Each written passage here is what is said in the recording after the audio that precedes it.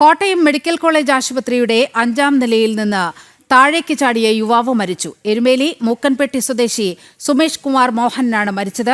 ആശുപത്രിയിൽ ചികിത്സയിൽ കഴിയുകയായിരുന്നു ഇയാൾ. വിവരങ്ങളുമായി മിഥുൻ അയ്യപ്പൻ ചേരുന്നു. മിഥുൻ, എന്താണ് സംഭവിച്ചത്? ഇന്ന് 4:30 സംഭവം ഉണ്ടായത്.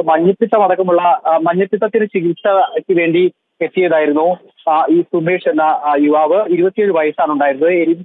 എരുമേലി മൂർക്കാപ്പെട്ടി സ്വദേശിയാണ് സുമേഷ്. ഇന്ന് 4:00 സർജറി ബ്ലോക്കിന്റെ ജനലിൽ നിന്ന്, അത് 5ാം നിലയിലാണുള്ളത്, ആ 5ാം നിലയിലെ ജനലിൽ നിന്ന് താഴേക്ക് ചാടുകയാണ് ഉണ്ടായത്. എന്താണ് ഇത്തരത്തിലൊരു ചെയ്തിക്ക് കാരണം എന്നുള്ളത് കണ്ടെത്താനായിട്ടില്ല. പോലീസ് പരിശോധിച്ചു വരികയാണ്. ഗാന്ധിനഗർ പോലീസ് സ്ഥലത്തെത്തിയിരുന്നു. 4:30 ഇത്തരത്തിൽ ആത്മഹത്യാ ശ്രമം നടന്നത്. പിന്നീട് 5 മണിയോടുകൂടി മരണം സംഭവിക്കുകയാണ് ഉണ്ടായത്.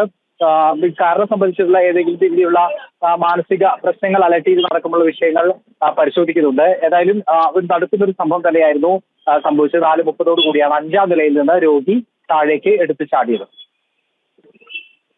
മിഥുൻ, വളരെ ദുഃഖകരമായ ഒരു വാർത്തയാണ് കോട്ടയം മെഡിക്കൽ കോളേജിൽ നിന്നും വരുന്നത്.